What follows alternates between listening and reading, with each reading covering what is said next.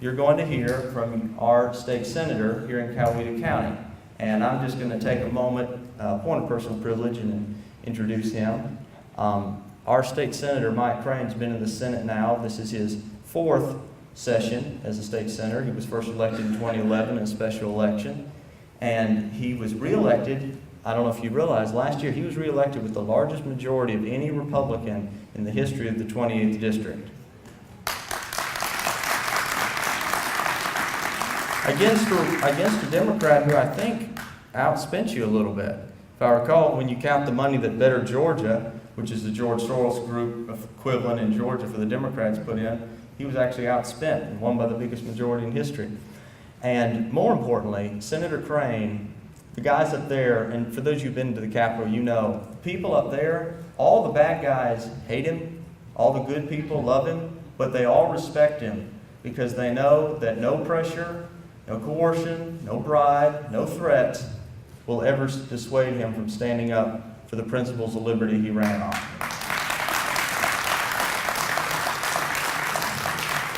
Please join me in welcoming the conscience of the Georgia State Senate, Senator Mike Crane.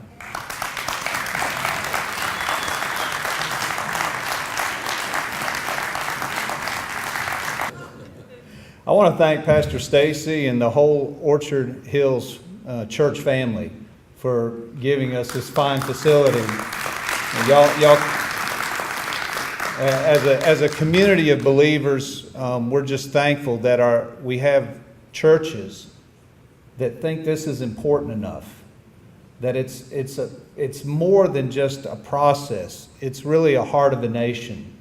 And I know Pastor Stacy personally champions the idea of liberty from the pulpit without being apologetic at all. And I'm very, very honored to be here in this facility. And it's a blessing for us, so we thank them. If you ever run across any of the Orchard Hills family, thank them personally, because they could easily just said no, couldn't they? But Brant was very generous in his description of me. That's about as honored as I've been in quite some time to be called the conscience of something. That you might think that's a pretty big mantle, but it's easy to do when you make decisions based on principle rather than, just what the pressures seem to be.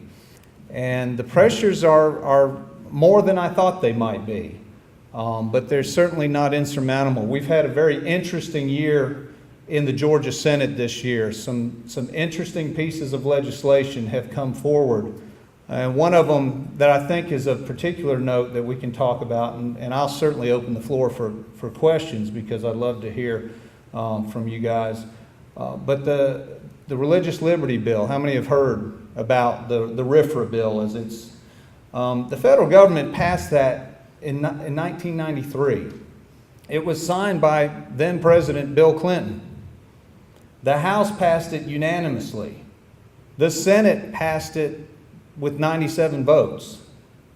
And so we've got a body in Georgia right now, the Georgia House, that says they're not even going to take it up in committee. Does anyone besides me find that hard to believe? Yeah, I honestly do. Now, we've got some very strong members in the Georgia House that are clamoring for this piece of legislation to be heard. But the leadership up there needs to hear from you guys. So when the time's right, when you get the message, when you get the call, be polite, but be vocal, and let them know that religious liberty, religious freedom in our nation and in our state really matters to us, because it needs to have the opportunity to get a vote on the floor in the Georgia House. There's a lot of misinformation on this bill, but what it does in mirroring the federal language, it puts the burden right where it should be, on the government, if it's going to try to get in and infringe upon your religious liberties and the things that you hold dear. Don't you think they ought to have to prove their case? And in so doing, they also have to prove that they've done that intrusion in the most limited way possible. That's all this bill does. It doesn't pick winners or losers. It doesn't set up an ideology one over another. It just says that it understands that we as Americans, particularly for those of us of faith, those faith choices we have are very, very much a part of who we are. And the state can't come in and tell us otherwise. Now there's some other... Amen. I mean, that should get some amens, at least from the back row. What's interesting is in this very Republican-controlled legislative body in Georgia, some of the things that are coming forward. Who have heard of no-knock warrants? Right? And for those of you who don't, most of you raise your hand, but a no-knock warrant is a warrant where a magistrate, a judge, issues a warrant to enter generally a home or any private property without acknowledging who they are as they enter that premises. How many think that's a bad idea? It is a bad idea. It's bad for the police to go into an environment unannounced. It puts them at great risk. What the police do not know is what's going on in that environment. How many innocent people may be in there? How many children may be in there? So it's a very bad practice. And currently in Georgia law, it's actually illegal if you read the law closely. But there was a bill, but what's been happening is by judicial precedent, especially coming at the federal level, the Supreme Court in its infinite wisdom has decided that there's exigent circumstances that should permit this. And I tend to disagree with them on many points, but this is one I disagree with them also. I think the police would be well suited to just wait out whoever the great offender is in that building. When they come into an environment that the police could then control, then they could make a probably nonviolent arrest at that point, rather than throwing flashbangs into a house, burning a baby in a crib, and saying, oops. That's what happens in Georgia under these no-knock warrants. So there's some legislation that came in that actually, as it was started, would have put into code the concept of a no-knock warrant and under what circumstances it would be permitted.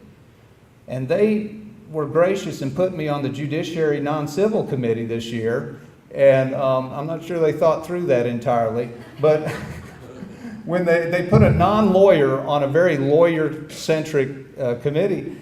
And so as it came and the discussions came forward and you heard some remarkably compelling testimony from folks from all over the state and from different backgrounds, law enforcement to just people who've been impacted this type of procedure. It was very interesting to hear and very easy to develop a framework that said no-knock warrants are illegal in Georgia currently, and we don't need to give them any stature in the law that makes them legal. So when the bill came, when that came to a vote in that just committee hearing, I was the only no vote on that. Now, what was interesting about it, that we had a senator from North Georgia, a Republican lawyer senator, who's very, very clever. He added an amendment to it in the committee, which would have put the responsibility back on the judges who issued the warrant to show up before the grand jury and explain why they gave that warrant issuing. It was a very clever amendment. And we were able to at least pass it through committee. I made sure that amendment stuck to it. But even still, I didn't want to build a framework for something I think is patently wrong. If they can come into your house unannounced, even for what they call a good cause, if they can come into our hearts and tell us what we can and cannot believe, if they can invade any aspect of our life and start telling us what to do, freedom is gone in America. And I'm not going to stand for it. And so what seems good, what seems contemporary, what seems like the right thing to do is not always so clear, my friends. So I thank God for giving me an ability to see some things more clearly, especially in a very fast-paced environment. Yesterday we had 24 bills on the calendar. 24, most of which we haven't seen yet. And so we had to process this in basically a 12-hour day. Well, it wasn't quite that long, it just felt that long. But it was probably about 8 hours of time in session to process these various bills and make sure we were putting forth good ideas. So it takes a lot of intense observation to make sure we're not making mistakes in the process. So in general, we're pretty pragmatic folks, aren't we? If you don't know, what do? Just say, well, all right, just forget. If I can't figure out what you're trying to do and something smells funny, you just kind of say, no, let's step back and look at this. But the process down there and the pressure down there is, oh, we'll fix it over in the House. And I'm not here to disparage the House, but that's not their job. And it's not our job, particularly in the Senate, to say, oh, we'll let them fix it in the House. So I'm very specific. If it's not right, I will work to kill it in the Senate until we get it right. I mean, we come up, there's a lot of ideas that have merit, but some of the solutions are not good. We had another bill earlier in the session. Y'all just, when you start yawning, I'll stop. I'm seeing a few in the back. There was a bill earlier in the session which was a governor's bill. Now, that's an interesting concept in and of itself, isn't it? A governor's bill. And so within the Senate, there's something called governor's floor leaders. So who do you think those 4 members of the Senate represent? I'm just asking the question. I'm not saying, but do they represent the governor or do they represent the people of Georgia? And if you ever asked one of them, hey, I'd like to amend your bill and on this governor's bill you're carrying, and here's an idea that I think has merit, what do you think? Oh, I got to go ask the governor. Does that representative republic? I just don't think that is. And maybe I'm wrong, and maybe I'm a little naive, but I don't think that's what the voters expect out of us. And so not to beat that dead horse, but if you go, there was a bill the governor put forward. There was 2 bills, and you'll see it on the ballot if the House pushes this on through. It passed out of the Senate. But it wants to take, in Georgia, we've rated our schools. And there's over 2,000 schools in Georgia, public schools. And of those 2,000 schools, there's about 140 of them. That number varies a little bit. But there's about 140 schools that are considered failing and have been chronically failing by the standards we measure them by. That's not a place I think any of us would want our kids to be receiving their education. And so the governor's idea, or his administration's idea, was we need to do something about that. And I totally agree. We need to do something about it. And this is where the 2 paths diverge in the woods. What do you do about that? The governor's idea was to create an entire new school district that would accumulate all these poor performing schools and put them under an appointed czar who has no responsibility to the public, only to the governor. And then remove all rules that are currently in Georgia law regarding education and said anything goes, whatever you want to do. So this was a big initiative. So it took a constitutional amendment to do this because we're limited in how many school districts by the Constitution we have. There's 180 in the state, which are all locally controlled to some level, which is a good thing. Don't you think you ought to have a say in what's taught and done in your schools? Even if it's a failing school, you don't want some bureaucrat in Atlanta telling the folks in Tallaferra County what their schools ought to be done with. And this doesn't discount the fact that there is a real need in these schools for some significant changes. But this methodology is dangerous, and it might sound somewhat appealing if you have a Republican or an administration that you somewhat agree with.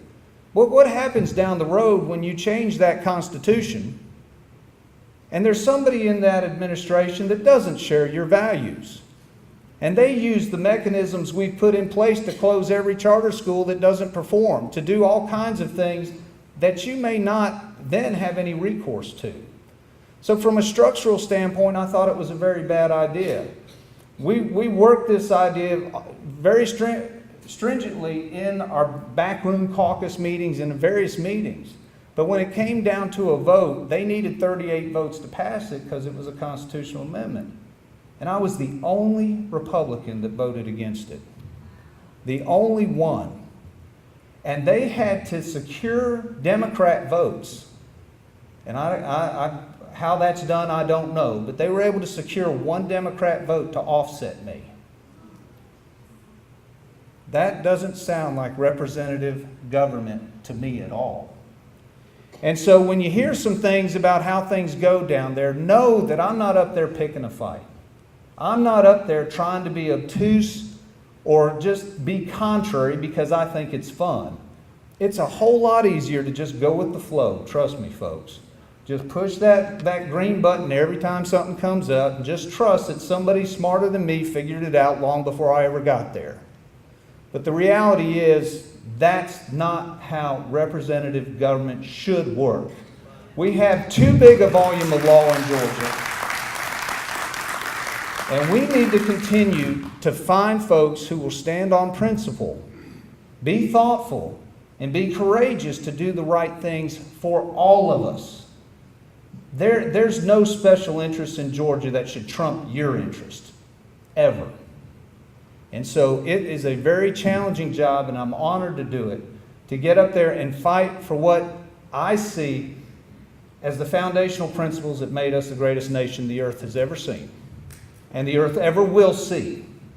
Because if we lose this fight, and I don't think we will, because today this room is half full, because in an off-election year, we've got folks engaged in a process that says, I will stand for liberty. I will stand on that redoubt. I will fight when the battle comes my way. And I'm encouraged because you're here today. So I thank you. Don't ever give up this fight, folks. We are the ones that stand in the gap to make sure liberty will remain on the face of this earth at every level. And I thank y'all for being here. Let's have some